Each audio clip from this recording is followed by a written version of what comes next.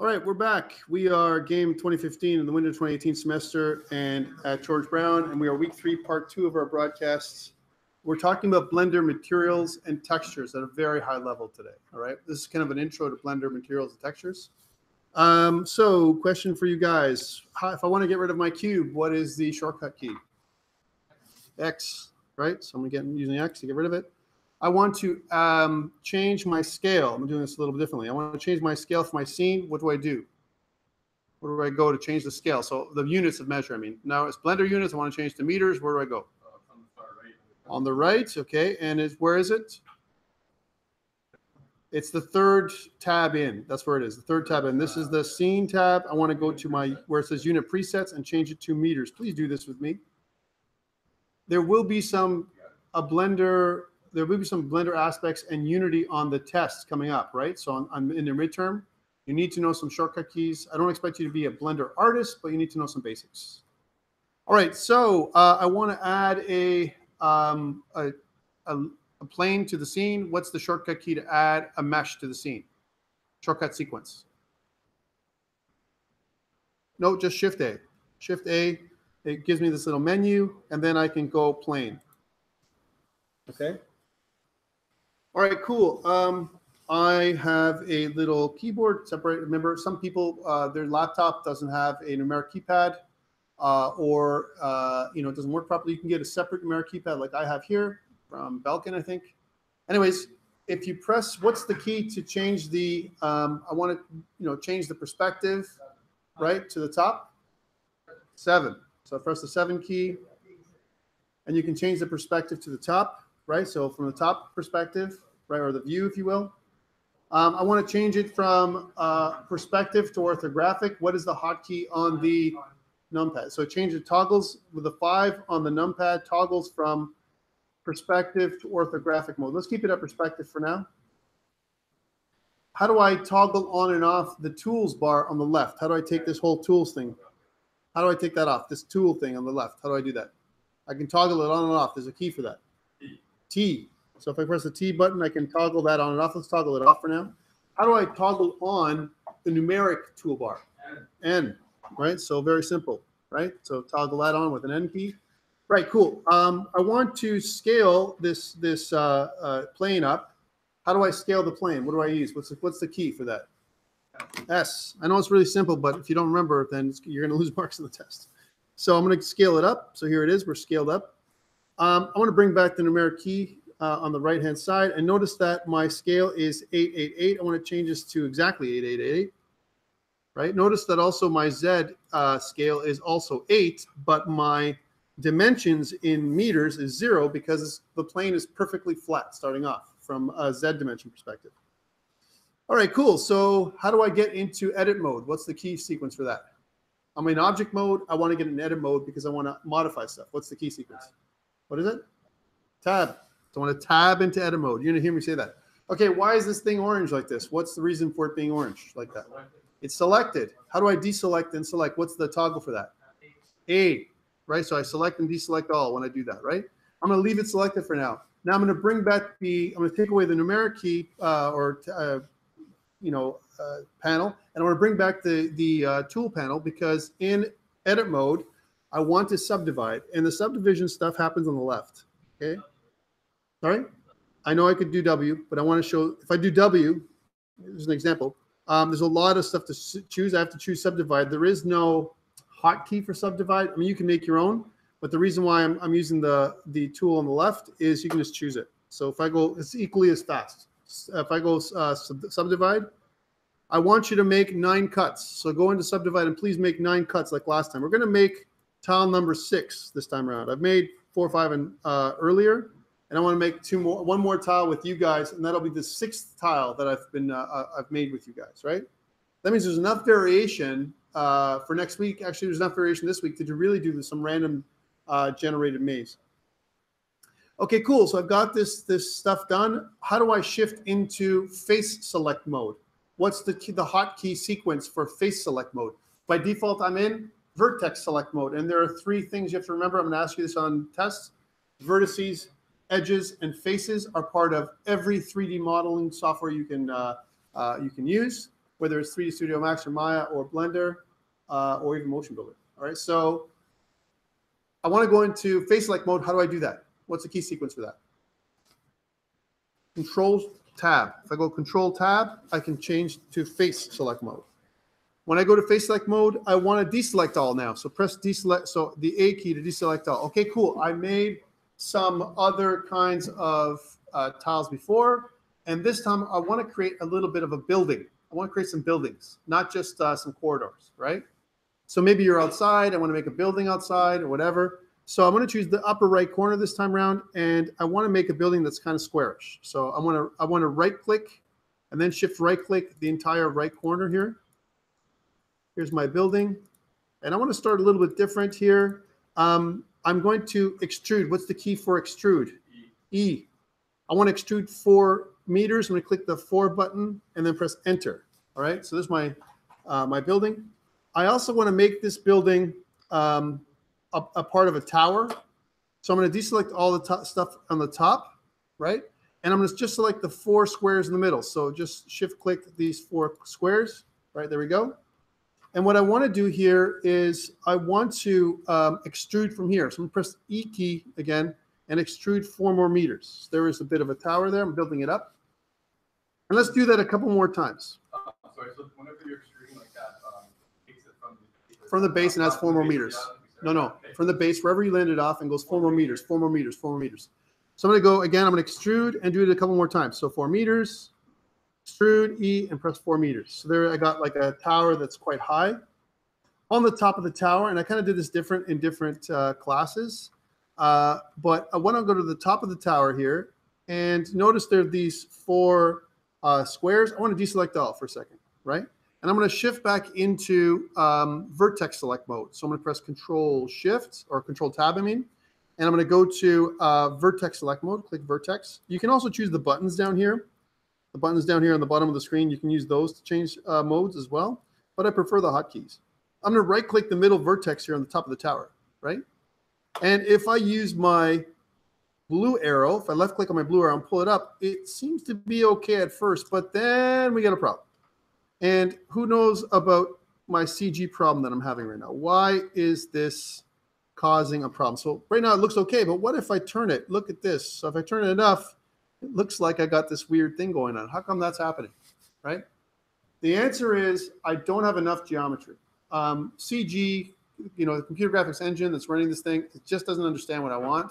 It's made a weird quad, and it's trying to figure out how I want to angle this quad. So because I don't have enough information, I need to make more cuts. I need to make more, add more geometry on the top of my tower here. So I'm going to undo this by pressing Command Z. And by the way, I talked about levels of undo. By default, Blender has 32 levels of undo. I want you to go to File. Do this with me, guys. File, User Preferences. You should go into Editing. And notice on the bottom where it says Global Undo. Right now I have a set of 200. You should have a setting of 32. Please change this from 32 to 200 and press Save User Settings. Then what's going to happen is you'll have 200 levels of undo, which is way better than only 32. Trust me, you might think that 200 levels is crazy, but what if I change something, I rotate something, I move something, any kind of change I make has to be undone, and it may not be a lot. You might think nothing's happened, and there's a lot of levels of undo. Okay, cool. So I need to make some cuts at the top here, and I'm going to show you a new sequence that we're going to do. I want to use the K key to start cutting. I'm going to use a knife. Here's my knife. It presents this like 3-dimensional knife, and I can click on my vertex in the middle and drag my knife wherever I want. Hopefully, I want you to drag it to the end of this vertex here, and then press Enter. And what this is going to do, as much as possible, is create a cut that goes from here to here. So this is a new piece of geometry. I'm actually slicing this quad in half, this square in half, and I'm creating 2 faces. So to show you that, I'm just going to switch into face select mode. You can see that there's 2 faces here. Take a look, right? It's not just one anymore. I want to do the rest. I want to do more cuts across each one of these other faces. So I'm going to go back into vertex select mode and then press the K key and just drag this to the vertices at the end. So I want to kind of drag to that vertice. Now make sure if you made a mistake that you can see the vertex, right? Like it's visible here, or else you'll cut it wrong. So I'm going to drag it to this, right to the end of this vertice, right here. You can see that I can make multiple cuts too. If I keep clicking, you can do that. That would be bad. But you want one cut that goes from here to here. And I'm just showing this tool so that way you may not have enough geometry in some things you're making, and you can add more. Now, there is a rule that we're going to handle later on, not now. Sorry, how do you make it stop? Enter. Press the return or enter. Sorry about that. If I press the K key again and do this, sorry, and I press escape to stop the cutting, right? If I press the K and do this and I go back to the thing, if I made a mistake like this, escape, right? A for cut, and then enter, right? I've got my cut, and I'll do my last cut here. So again, it's going to be from, I'm just rotating the scene. We talked about rotation last time. I'm rotating by clicking my middle mouse button or my scroll wheel and dragging my mouse. I'm orbiting around the scene that way. And if you press your middle mouse wheel and shift, so shift first, then your middle mouse wheel, you can move the scene right and left, up and down. Or if I just press the middle mouse wheel, I just can get this orbiting thing happening, right? Which is what I want. Okay, cool. So I've got this. I'm going to deselect all. I got this middle vertex with a bunch of cuts now. And I'm going to select the middle vertex by itself. I'm going to hit my blue arrow and pull it up. And you can see now that I've got better geometry than I had before. Now, this is not the only way you can do this, but now I'm not getting that weird effect that I had before, right? And I wanted to show you that, right? Again, there's a million ways to do it. You may have learned it differently than me. I'm showing you what I know. And there's other ways you can do loop, cut, and slide and all kinds of other stuff we're going to do later on. That's not what we're doing today, though. We're focusing on materials and textures, okay? All right, so I've got my tower. Yay. Let's do some other stuff. And again, I want to go from a top-down perspective. There's the top. You can see that I've got quite a bit of a tower going on. That's fine. And I want to add some more buildings. All right, so I'm going to shift back into face select mode, control tab for that. And I want to add a building, so some kind of pathway, and I want to make a big building in the middle. So kind of like a bigger building in the middle. Maybe make it so that's all the way here and with some kind of all this covered. Here's another way to do it. Let me undo that. There's a new selection mode I'd like to talk about. If you use the C key, it creates this circle around your cursor. And what it allows you to do is if you drag, you can actually paint your selection mode over to what you're doing. And if you paint it too much, if you press escape, you come out of selection mode, and then I can deselect the ones I don't want, which is sometimes a lot faster than trying to paint each one individually. All right, so that's one thing I want to show you. I want to extrude to 4 meters, and I want to make this big building like a warehouse or something. I'm going to extrude it another 4 meters. So extrude 4 more meters. So then it's going to be way out at the top here. And you can see that I've got my big warehouse here, another building, and some path around this warehouse in the building, okay? I'll make one more building here, and that's, I'm just going to choose the, why is this not locking? There we go. Sorry, I have to be careful with this mode. All right, so I've got a bit of a square going on here, like a little town square, but I don't want to make that. I want to give a little bit more room. I'll make a smaller building right here. So deselect all. And I'll make it much smaller, in this case, something like this. And I'll go up 4 meters. So extrude 4 meters, and we're good to go. All right, so this is my tile. A much simpler tile, maybe in some ways than the other ones. Maybe more complex. Great, we've done our tile. Guess what we're gonna do now? Save, because we don't save our Blender file. Maya, 3D Studio Max, Motion Builder, Blender, they all crash nicely, right? So, and they crash equally fun, which is not fun. So file, save as, and we're gonna call this tile 6. At least I'm gonna call it tile 6. You can call it something else. This is my tile 6. I made tile 5 earlier today, save Blender file. So here's my tile 6. Yes.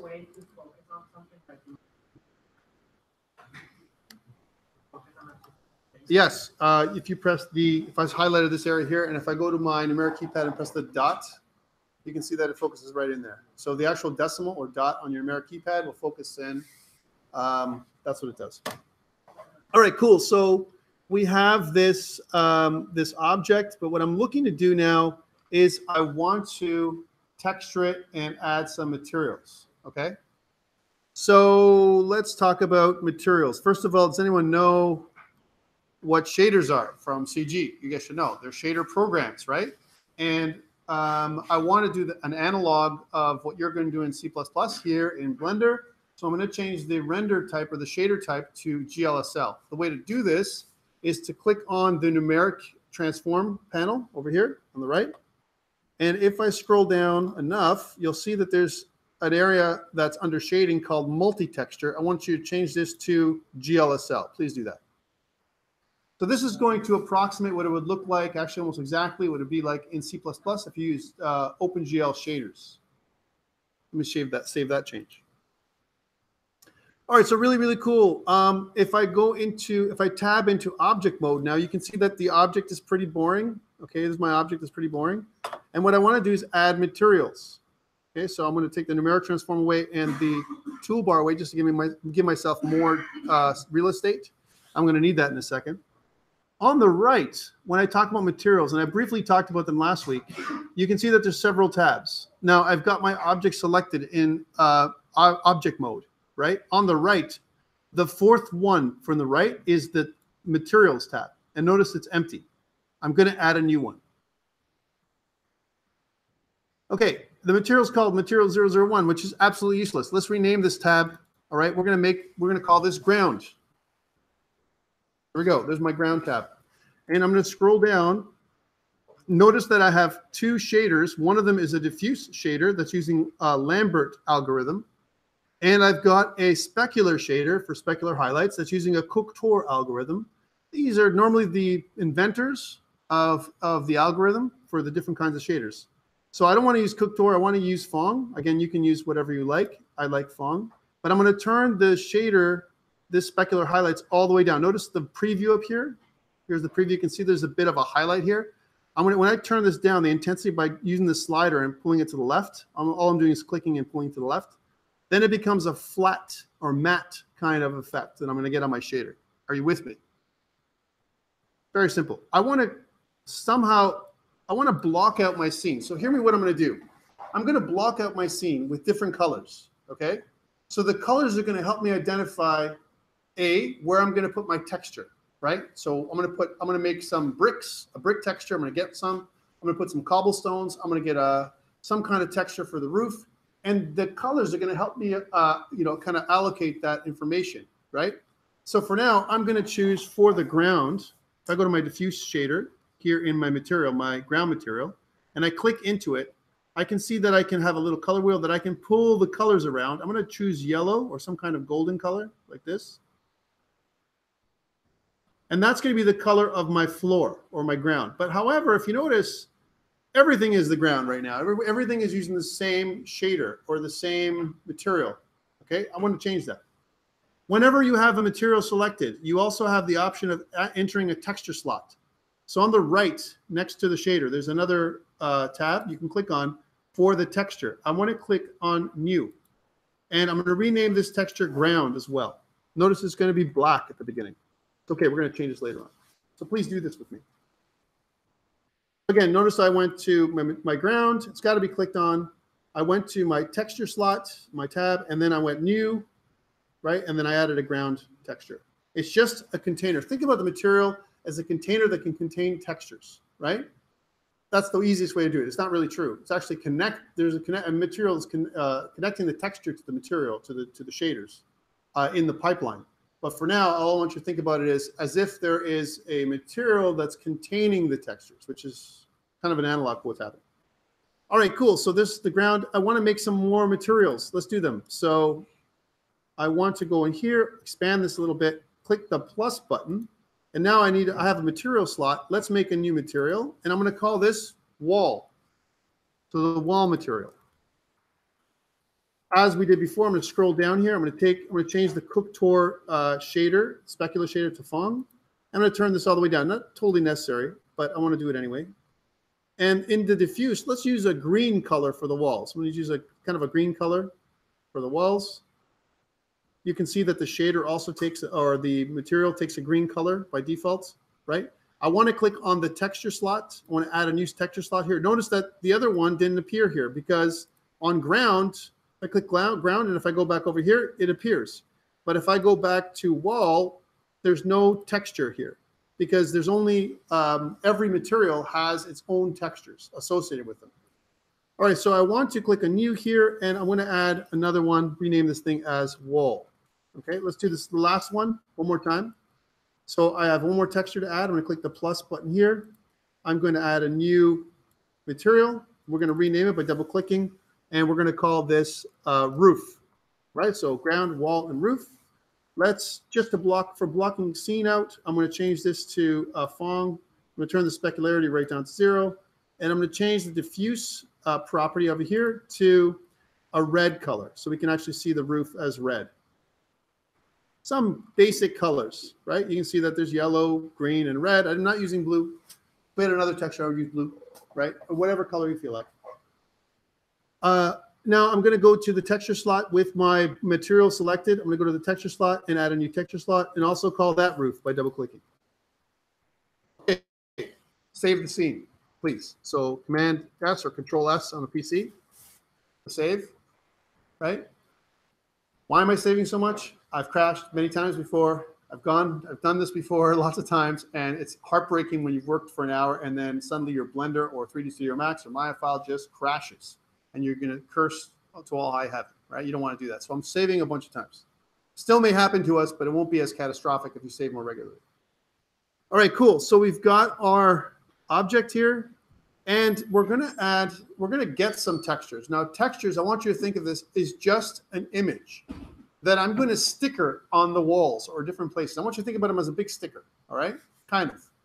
And they're going to be a pattern. Later on in the course, if I have time, I'd like to be able to paint my own textures.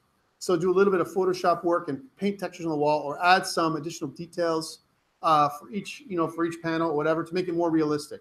The more details you go, the more it's kind of going down a rabbit hole. It's more difficult and more difficult. It takes much more time for it to be done. But we need to go there because I want you to understand, and this is why I'm doing the Blender thing. Actually, there's two reasons. One, you should know a little bit of 3D modeling, very little, if you're a developer, at the very minimum. And you should really appreciate what 3D modelers and artists do, right? Because sometimes we go down the pipeline and we say to someone, "Hey, I need an asset," and they say, it's going to take me 2 weeks," and you're like, "Why?" There's reasons, right? It's details. It's tough. Yeah, if it's 6 weeks later, that's bad. So I want to go back to Chrome here, and I want to go to a site that I like to use called textures.com, right? Textures.com. Textures.com allows us to download legally free textures, right? When I actually can get here. Sometimes take a little longer. And I recommend that you sign up. You get X number of credits, I believe, every day to sign up, and you can go to this site. What I'm going to do is I'm going to download these textures. Now, these textures have been created by artists. You can buy them if you really want to as well. You can also make your own textures. But this site's great because what it allows me to do is, at least for free, I can get some basic things. So what I want to do right now is I want to go to the ground. After you sign up, you can go to the ground folder here. And I want to look at gravel. And under gravel, there's something called cobble. And there's several textures or it looks like images that you can use. I'm going to use this one. All right. So now I'm showing you where they are. However, I've already downloaded them for you, and they're on Slack. So if you actually look at Slack, there's 3 textures that I'm going to use. But I wanted to show you the site of where you can get this stuff. And notice when I click on one, like this one, it'll tell me, have I used any credits? Now, if I've already used it before, there's 0 credits associated with it. But if I want to use one of these, you can see that this one's premium and it says not enough credits. If you try for a premium type of texture, usually ones that are larger, higher resolution, more realistic inside a VR game, it's going to cost. This is why there's a need for us to do some creation of our own, right? Because we're not selling this game or we're not marketing it or anything, it's okay in your future projects if you download stuff and use it for your learning processes. Okay, as long as you credit the site, I recommend that you do that in your documentation, right? You can't get in trouble. Okay, so please credit the places where you get your images. All right, so I've got my textures. I'm going to get this one. I got gravel, ground, gravel, cobble. I'm also going to get bricks for the buildings, for the sides. Bricks. There's medieval, and under medieval, you can see that there's bricks, medieval bricks. So bricks, medieval bricks. And you can see that there's several different kinds of bricks you can grab, right? Actually, I don't think I didn't grab this one. I think I grabbed mixed size. This is what I probably did. I probably grabbed mixed size. And if you go down here, you can see that I've already grabbed this one. So please, if you want to follow along, you can just download it on your own, or you can get it from Slack for us, because we're using it for educational purposes. And for the roof, what I want to do is if I go down to roofing, you can see that there is something called bitumen, right? So I want to go in there, and you can choose one of the roof types. I think I chose this one, maybe. There might be other ones I've chosen. I don't know. I can probably download it, though. See how it says free 1 credit? I could download it by clicking this button and downloading it. I've already done that, though. And if you look at Slack, let's take a look at Slack. Then you can see that up here I've got all the textures. So these are all the textures for this stuff. Okay, so please download the textures from Slack for us for now. I think it's okay, right? If you download this so we can be on the same page. Okay, so please do that. And there's the site, textures.com, which I highly recommend if you're going to be an artist of any kind, at least for assets that you can use. And you can even mirror some of these assets. The other way you can do it is, here's another way to do it, and I didn't mention this in the other classes. If you've got a photographer on your team, go photograph some textures. That's what these things are. Yeah, you can go to a wall, take a picture. JPEG would be good. Yeah, I would recommend at least, if you're going to really take pictures of your own, 2048 by 2048 would be the right size. I think that's a decent enough file size, or higher, right? The higher you make it, though, the more details and the more memory it's going to take. Okay, so something 2048, the bare minimum, like we have here, 1024 by 1024. So that's what be the minimum. And I recommend you make it square and try and make it so that it's tileable. Yeah. So when you do it, if you take a picture of bricks, make sure that the bricks line up from one side to the other. And there's a bit of work we have to do that. Okay, so you can go ahead and take some pictures. I think there's nothing wrong with taking images. There's a bit of an art to it, though. Okay, so I've got these textures I'm going to download. I've placed them on my desktop, and you should do too. You should put them on your desktop so they look like this. So please do that now. So at least get them from Slack or whatever and put them on your desktop if you haven't had a chance to do it, because you need the textures, the actual images themselves, in order for you to put them into Blender. I'll give you a second for that. All right, so once you've got the images on your desktop and you've got your blend file in the same place, now we have to do something different.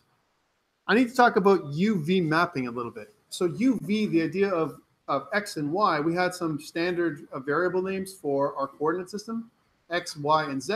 Think about U and V as X and Y, or U as X and V as Y, for your textures. So when I talk about UV mapping, I'm actually talking about the X and Y coordinates of the texture as it's going to layer on top of your object, right? So what we need to do is we need to UV map our texture onto the object. We're going to map it onto it, right? We're going to create a relationship between the vertices that are on our object, or the pixels on our object, and the vertices in our texture, a one-to-one kind of relationship mapping. So we're going to be able to do that. But we need to do something called UV unwrapping, and we're going to unwrap our models. Our models, think about a box. If I go take a cardboard box and physically unwrap it, I open it up, it's going to look like a T, right? There's going to be the edges, the sides, and then the top is going to come on top. So you're going to have a box or an object that looks like a T, right? Because we're unwrapping the box, right? Well, similarly, we want to unwrap these objects. I have one big object, but there are different pieces to it. First, I want to block out where my textures are going to go. And I've done some of that preparation for us because we have a few materials. So what I want to do is I want to paint the wall materials right now. So I want you to click on wall, and I want you to tab into edit mode here. Okay, now we've already got our ground as yellow. That's a default. But to get the walls selected, I want to move into front view. So I'm going to click the 1 button to go into front view, right? And I want to go into orthographic mode. So I'm going to click the 5 button to go into orthographic mode. You can see that it almost looks like it's completely flat. In fact, it always does. And then I want to click the Z key to go into wireframe mode. Z key allows us to toggle into and out of wireframe mode. Wireframe mode allows us to select things we cannot see physically because they've been occluded. They're being blocked by other objects, right? So notice that I've got some stuff already selected. That's why these are highlighted. Let's deselect all that, right? And I'm going to bring this object a little closer as much as I can. Now, I'm going to use a different selection method. We've talked about C as selecting things, but we can also use something else called B, the B select mode or box select mode. So if I press the B key, you can see I get these crosshairs. And I can, as long as I don't select the top vertices and I select just underneath the top vertices, what I can do is I can select all of the faces right from my wall at the same time. No, well, yeah, kind of, yeah. And because I'm in face select mode, I'll do the same thing. I'll press the B button and I'm going to go to the next level. I'm going to select all those faces. I'm not hitting the top though. I'm not in the top or the bottom. I'm going to do the same thing for the tower. I'm going to click the B button and I'm going to select all these faces. Okay.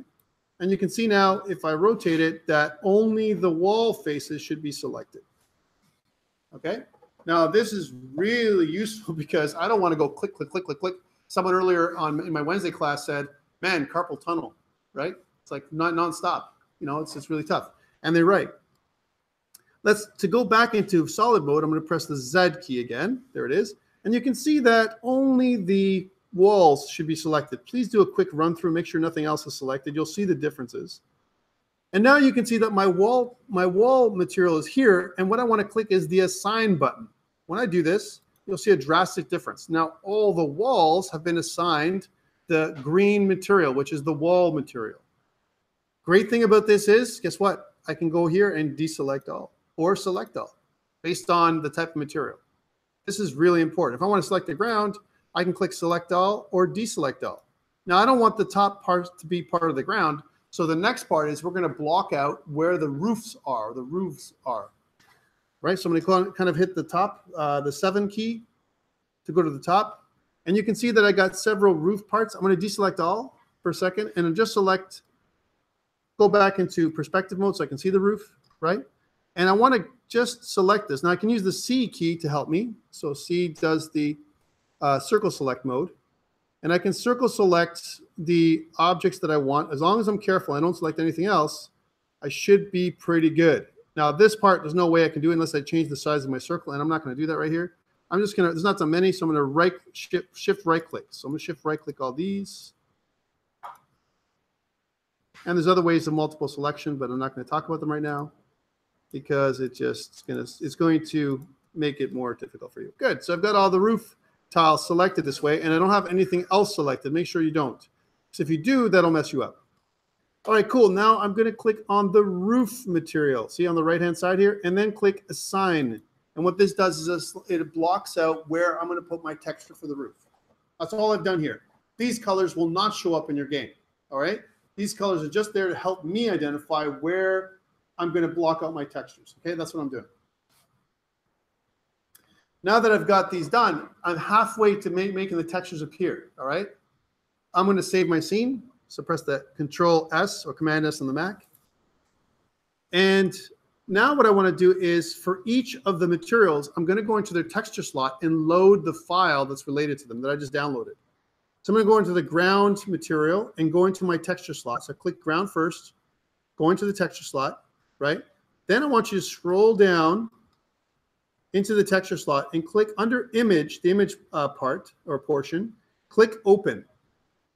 So again, I'm I selected ground, went into my texture slot, scroll down where I saw image, and then click open. And then I'm going to select on the desktop or wherever you have them, I'm going to select my gravel cobble texture, whatever you called it, or whatever you downloaded. Then I'm going to click open image. Notice that it gives me a preview here, but I don't see any difference here. And we'll talk about that in a second. Great. Notice also that under the source, there's this little button right here. This is really, really important, guys. Don't miss this one. This one right here it allows you to pack your texture with your blend file. So it makes the blend file a little fatter, but it also makes sure that the texture is loaded with the blend file. Otherwise, it would not be loaded unless it's in the same folder, right? Or it knew where to pick it. So please click this button right here. Now the texture has been packed in with the blend file. Let's go back and do the other ones. So I'm going to go back to wall. I'm going to click the texture relating to the wall. I'm going to go click the open button. I'm going to click the bricks because that's the texture I'm going to use for the wall, and click open image. Fantastic. I'm going to scroll to where it says source. I'm going to click this little button, and now this is packed inside of my material. Sorry, how much button is that? Under source. So image, and then under image is source, and then next to it is right here, this little button right here. Please click that button. That is going to pack your texture with your Blender file. Okay, I'm going to go back to material, and I'm going to do the last one. I'm going to go to the roof, okay? And then I'm going to go to my texture slot for the roof, and I'm going to scroll down, and I'm going to click open, and I'm going to go to the roof texture, and then click open image. And you can see there's a preview of my image right here. And then I'm going to go down to my source and click this little button right here, which packs my roof texture in. So I've got my roof texture, my cobblestone texture, and my brick texture all packed inside my Blender file. Are you with me? If you're not with me, the next part is going to be impossible to do. Okay, I'm telling you. Okay. I'm going to save my file while you're waiting. While I'm waiting. I'm saving multiple times because I know I'm recording, I'm broadcasting, I've got Blender open, got lots of stuff going on. And if anyone's going to have a crash, it's going to be me. Yeah. Yeah, I know you've been through it. So, yeah, so save regularly, save often. It's not going to hurt you, right? You can also set Blender to save for itself. I don't trust it. I'd rather you save by yourself, right? All right, so are you all with me now? Okay, I'll wait one more second. You're on the roof. So again, what have we done? Let's recap so far what we've done. We've blocked out our scene, our tile. And we've done that with just coloring our material, adding a diffuse color to our material just to show where the texture is going to go, right? Now we can't see the texture. And the reason why we can't see it is because our renderer is set to solid. The renderer is actually this little button right here in the middle of between edit mode and some other of these other control buttons, these translation buttons. There's this renderer that's right here in the middle. If you click this and change it from this solid to texture, you can see the lighting is going to take effect, okay? Now the lighting in the scene is pretty dim, okay? It's pretty dim right now. And when we start looking at our texture, like for example, can you see this? This looks all black, right? We need to add some lights to the scene just for our purposes. So I'm going to tab out of edit mode for now, tabbing back into object mode. And I'm going to go into the lamp. I'm going to click on the lamp. You can click it in the outliner or click the lamp physically. And I want to duplicate my lamp. What's the key sequence to duplicate an object? Who remembers? I talked about it last week. Shift D. Shift D allows me to duplicate an object. So I can move additional light sources just so I can see different aspects. Now there's other ways of doing this, but please do what I'm telling you to do. So Shift D, I'm going to move it over here. And what I want to do is make it at least visible, right? And the reason why is because this way I can see the sides of my object. Like you can see how dark it is over here. You can also make it unlit if you really want to, but that's not really going to help us. Shift D. I'm in object mode. You can't do this in edit mode. Oh, down here is texture. So I went to texture mode, right? And you can see I'm just adding some additional lights. And if you want to, you can also brighten the lights. And the way to do that is if you go to the right here, there's a tab on the right-hand side. Notice that the lights right now is energy of 1. You can make this an energy of 5. You can see that makes it lots brighter. You also don't want to make it so that it's too close. If you make it that bright, it's a point lamp. You don't want to make it too close. You can make it kind of over here. It kind of lights up that scene. And I'll leave it to you to add additional lights as you require. And the reason why I'm saying this is because you need to be able to see what you are modeling. If you can't see it, then you're going to have a problem. And I want you to have some kind of semi-realistic lighting so that there is enough lights in the scene. We're not going to export the lights in the scene. That's not going to happen.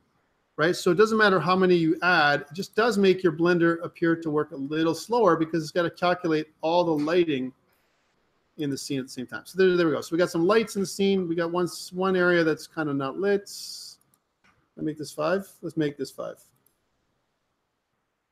There we go. Okay, so I'm just going to move this down a little bit. Maybe across here. Again, I'm just adding lights to the scene so you can see the scene. There we go. So the scene is nice and lit now. All right, and you can see that there's different colors that looks like to be on the object. And wait a minute, you'd expect them to be red, green, and yellow, but they're not really. And the reason for this is because you've already attached the texture files. It's just that your objects are not unwrapped yet. So what I want to do here is there's a 2-step process. I'm going to go into my materials. I'm going to select the objects in my scene in edit mode that have my material associated with them. And then I'm going to switch views to another kind of view altogether. Okay. So if you notice, I'm going to right click on my object here, just to make sure that's selected. I'm going to scroll all the way up until I have my materials listed. Here's my materials. I'm going to click my ground material. All right. So again, the object is selected. I'm going to click my ground material. And I'm going to go into edit mode. I'm going to tab into edit mode. And I'm going to, well, the roof is selected. Let me deselect the roof for a second. And I'm going to select my ground. So here's my ground selected. So now I don't have to do individual selection anymore. Because I have my material associated with the ground, I can go into my material in edit mode and click select or deselect, and it'll select exactly what I want. And that's based on the material, the object that I've applied. See, so I kind of can say, well, this is the ground material. This is where I applied it. I can select and deselect that whole material, which is very, very convenient. If you don't do this and you do hand selection, yeah, lots of work. Okay, so now I want to change views. This is my default view. This is new for you guys. I want to go into another view. There's another view called UV editing view. Now this UV editing view is going to give you a split screen like this, okay? And this is a very useful view. But we don't need a couple things, right?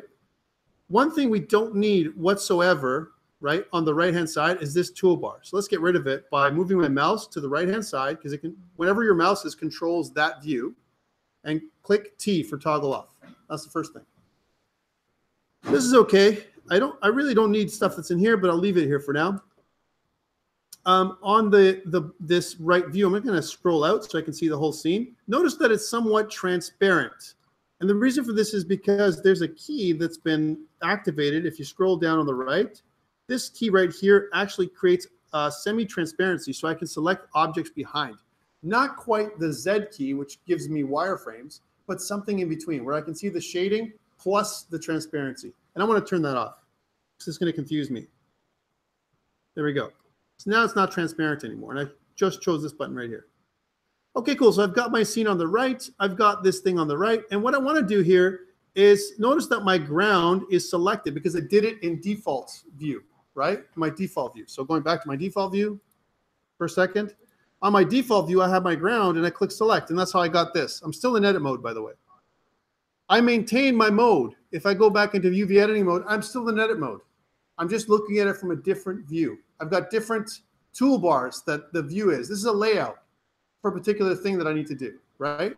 So in this layout, this view that I've got going on right here, right? I've got my 3D view here and this UV editing mode on the left, right? What I want to do is I want to use the U key when my mouse is on this side. Click the U button. And it's going to give me the ability to do something called unwrapping. So just unwrap.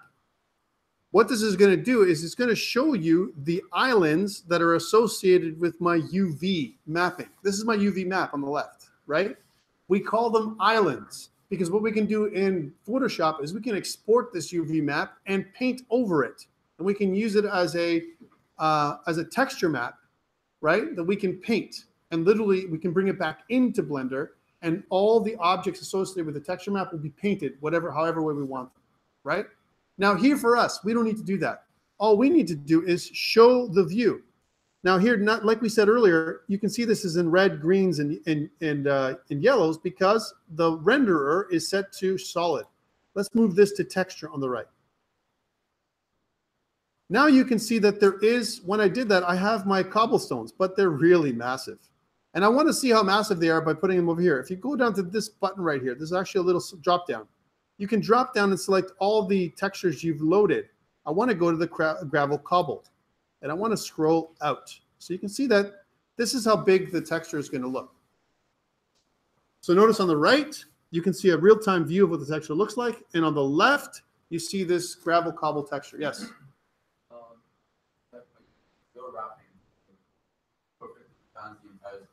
Because I pressed U, and I remember what I did was when I did it, I made sure that only the ground was selected, right? Nothing else was selected. You may have had additional details you selected by accident. That's possible, right?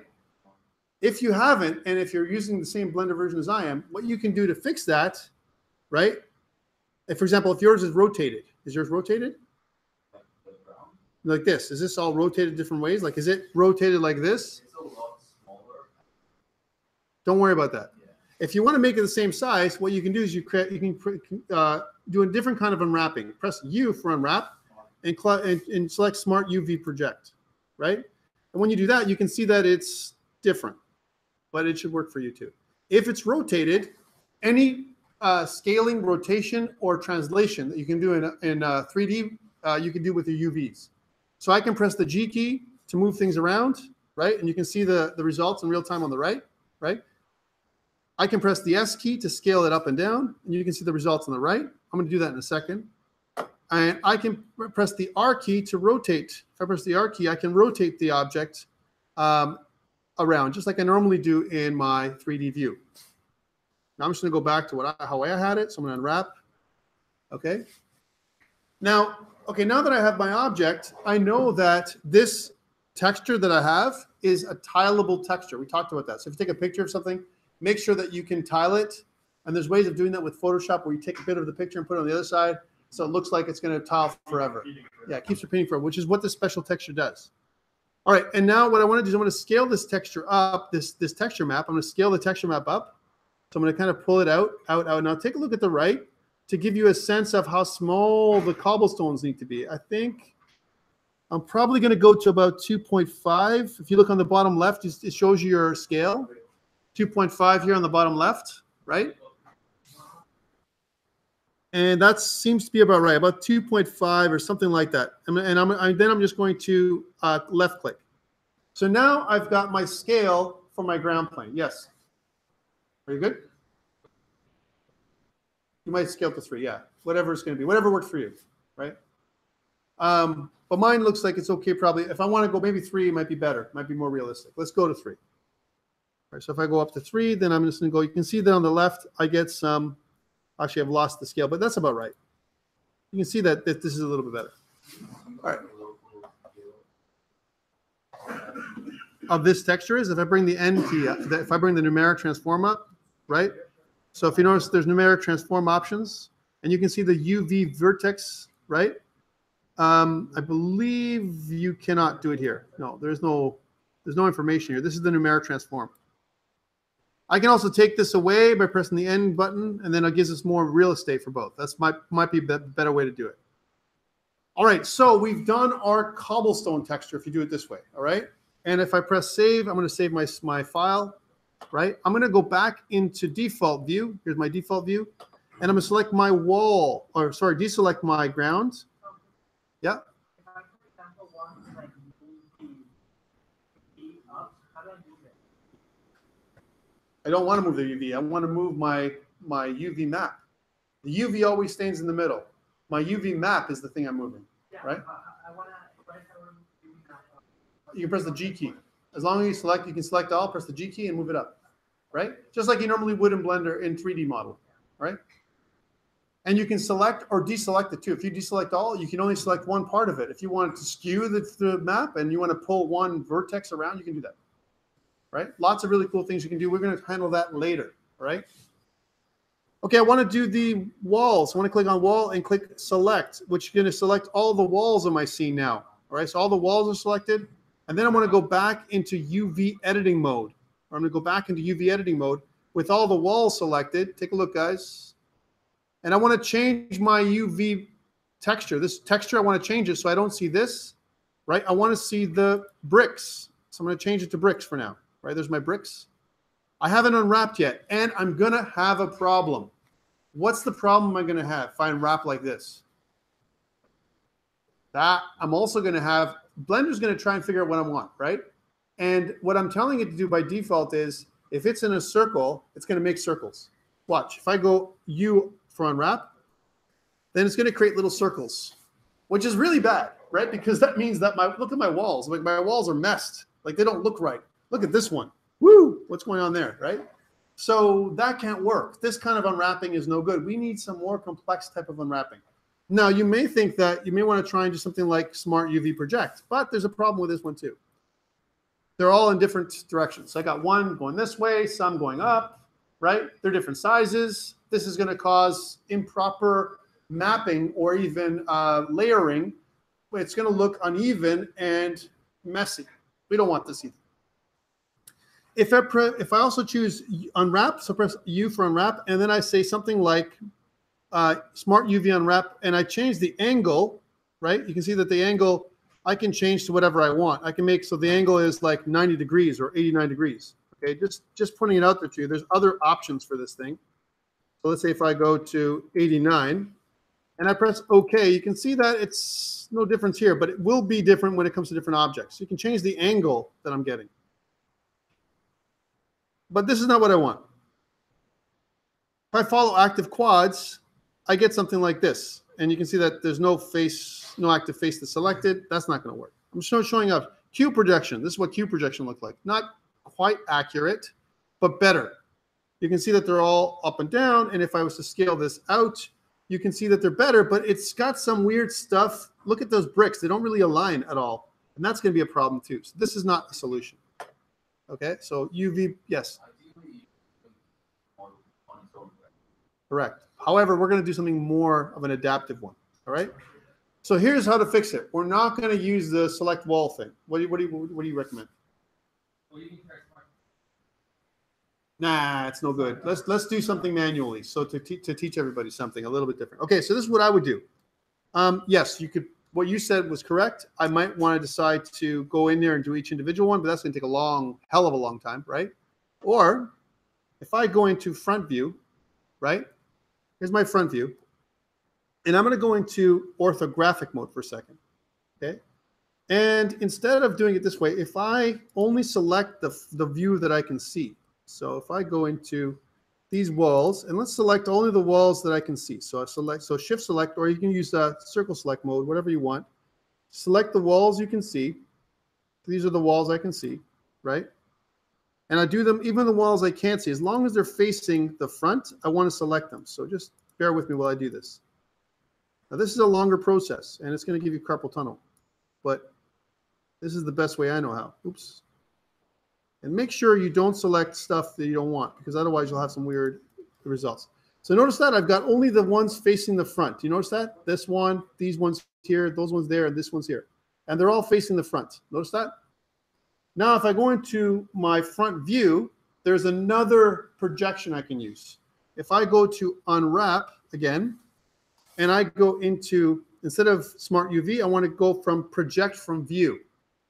This, my friends, is much better, right? Because it takes the view, the thing that my camera is looking at right now, and aligns it according to what I'm seeing, which is going to be more aligned than everything else. Now, I can't leave it here.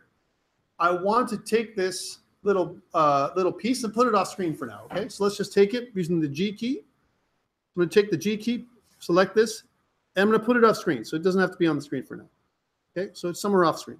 I'm putting it on the right. Doesn't matter, because it's going to layer. It's going to repeat anyway. Doesn't matter whether I see it or not. The texture that I'm seeing is for my purposes only. Okay, it's just for my understanding of how it's layering. Okay, now I want to change the view. I want to change to the right side. So I'm going to go to the right side, deselect all, and then only select the ones you can see. So shift right click. You can see that these ones appear. I'm going to do the same trick for all the sides. And I'm also going to see the ones that I can't see, right? So if there's anything I can't see, like these ones back here, but they're facing the right side, I'm going to select those two. Okay, there we go. So now I'm in the right side. I go into right side. I'm going to go unwrap, project from view, right? And I'm going to pull those off somewhere down there. So I'm going to press the G key and pull them off screen somewhere. Good. And now I'm going to press, I want to go to the back and the left. To go to the back, there's two ways to do it. You can press the 9 key, I believe, or Control 1. If you press Control and then the 1 on the number pad, it'll take you to the back, right? And I'm going to deselect all and do the same trick. So I'm going to kind of select everything that I can see. And again, you can use the C key for this, circle select mode, because you're only going to select the stuff that you can see anyway. So there we go. So I'm just using my circle select mode, press Escape. And I can go down and see that I've selected everything I can see. There's stuff that I can't see because they've been occluded by buildings. I'm just going to add those in. Okay, so only those things that I can see in that from that side, if you will. Then I'm going to go back to the Control 1, which is the back side. You can see that it says back ortho up here too, right? Unwrap, and I'm going to project from view. Notice it looks like the same thing as I'm seeing here. Nice, nice, right? One last one, and let's pull this off to the side. So I'm going to pull this one off to the side. Last one. I'm going to go to the left side, which is Control and 3. Control 3, deselect all, and then use my C select button to select paint what I can see, not including the roof, because I don't want that. Escape, go down, and then just select the ones I can't see because they're blocked by this building here. All right, cool. So I've got it all. I want to go back to my left side, so Control and 3, and then press Unwrap, and then Project from View. I'm going to pull all this stuff. I did kind of one side, the other side, pull this up to the top. Cool. So I've got all that unwrapped, right? You can see something still wrong, right? And now if I go back to, let's take a look. If I go back to default view, so default, and I go back to my wall and select all. So now all my walls are selected, and go back to my UV editing mode. Oops, that's the wrong one. You can see that all my walls are selected, and I see all the islands, that's what these things are, from all the different sides, okay? Now in Photoshop, if I was doing this for real, I would put all these islands on my texture, right? And so what I would do is paint individual islands, and they would appear painted on the actual scene itself. And we're going to do that later, not today. All right, cool. Now I want to zoom in so I can see the wall, what it looks like, to get a good sample of, or a good feeling of what this wall looks like. And these are way too big, these bricks. They're massive bricks. So I want to zoom out. So I'm going to kind of scale this side. I'm going to click S for scaling. I'm going to scale these out until I can see something that looks reasonable on the right-hand side, which looks to be about probably around 2.5 or something like that. Now, it's not going to be perfect, okay? It's not going to be perfect because we're not doing individual ones, right? Just like was mentioned. We're doing a trick to make it work, okay? But it looks pretty good. It's not bad. It's not pretty accurate here on the right side or whatever, like the way it joins. But for the most part, this looks more reasonable. Good, save. Let's go back into default mode. I want to deselect the walls. I want to select the roof now. This is the last one, okay, that I'm doing. Is my roof. Now this is easy, right? Because my roof, for the most part, other than this part, is fairly regular. So if I go back into UV editing mode, I want to change the texture that I'm seeing here instead of this to give me a good idea of what it looks like. I'm going to change this to roof texture. It's pretty bland, right? I'm going to go into the 7, use the 7 key to go into the top, right? Here's the roof. I've already selected all the items on the roof, right? All the items. Because I've used in default mode, I selected everything. And now I'm going to use that same trick. I'm going to use Unwrap, Project from View. And what this is going to do is create these little islands for me, right? Here are the little islands. And notice it's exactly mapping what I see here onto my texture. Now, I could have used Unwrap, just the regular Unwrap. But the problem with that is this part right here. This part is not equal. It's actually slanted up like this, right? So if I used Unwrap, I would have a weird effect. Let's use that first. So I'll try again. So I'll go Unwrap instead of the other one. And you can see that I've got this weird thing going on. And if you did this with a regular texture where there's actual details, it would be all skewed and weird. It would look weird because you're taking an image and you're stretching it over that surface. I'm trying to wrap my image around the surface, right? And so I would have skewing and weird pixelation and stuff, right? So that's why I don't want to do Unwrap in this particular case. I want to use Unwrap and then Project from View, which is much more accurate. All right, again, it's pretty big. If I actually zoom in here, so let's just go back and zoom into the roof to see what I'm getting, right? you can see that I got these big ass tiles, right? And I got to make them smaller. So I'm going to kind of scale this up a little bit so that the tiles are reasonable. And usually around, again, I've been scaling up between 2.5 and 3. I'm going to go to 3 this time around, something like that. And you can see that the tiles are more reasonable now at the top. Save. Guys, I finished my texturing. I'm done. I'm going to go back into default mode. I'm going to go back into object mode, and this is my final product that I'm going to use today. All right? So kind of neat. Didn't take long, relatively. Now, we did very basic shapes. Can you imagine doing a character or a spaceship like the Millennium Falcon with all its little lights and everything else, right? We're nowhere near that level of difficulty or detail. We are really, truly just scratching the surface here with Blender, making a really simple solution for you guys, just to get you guys an idea of how it's done. All right, we need to save this model. So I'm going to save it the way it is.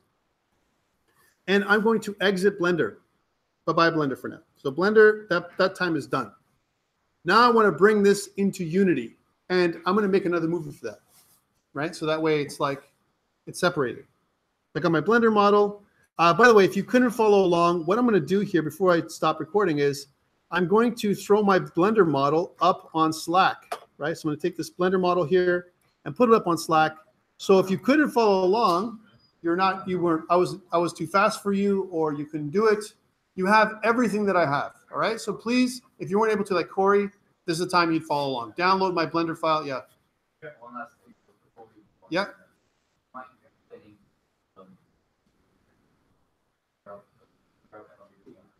And unwrap. So unwrap, basic unwrapping does, Blender tries to figure it out on its own. It has an algorithm that it uses, and what it does is it tries to unwrap your model as best as possible, right? Now, yeah, so if it's a cube-like shape, like see when I did cube projection, kind of did it okay, right? But the great thing about doing from view is I have an actual camera that you can't see, that I'm looking at my scene with, right? My viewport camera, right? And wherever I'm looking at my viewport camera, that's how I want it to unwrap. So now it's going to appear all aligned properly up and down. That's what project from view does. Can't always use it, and it's a shortcut that doesn't always work, right? Better to do what you mentioned earlier, which is take individual tiles and unwrap them separately in the right orientation. That's the right way to do it. Yes, if you try in perspective mode, what happens is you get more wrapping, right? More skewing. If I went into orthographic mode, it's flat, so I'm going to get a better orientation. All right, so I've got the tile 6 up on this. Please download this. We're going to use you can do Unity with this now. And so guys who weren't able to follow along, please follow along with me. All right, I'm going to bring up Unity. So I'm going to go to Unity. There it is.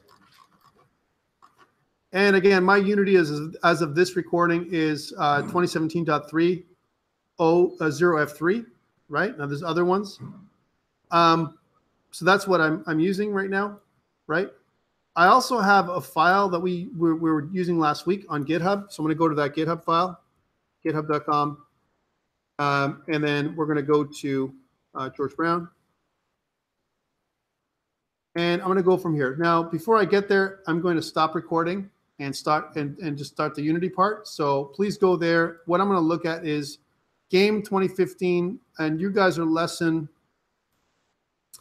2C. We have a problem with our tile last week, if you remember.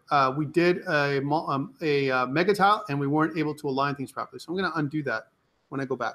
All right. So this is the one I want to see. This is the file I'm going to download. We're going to fix it and make it work.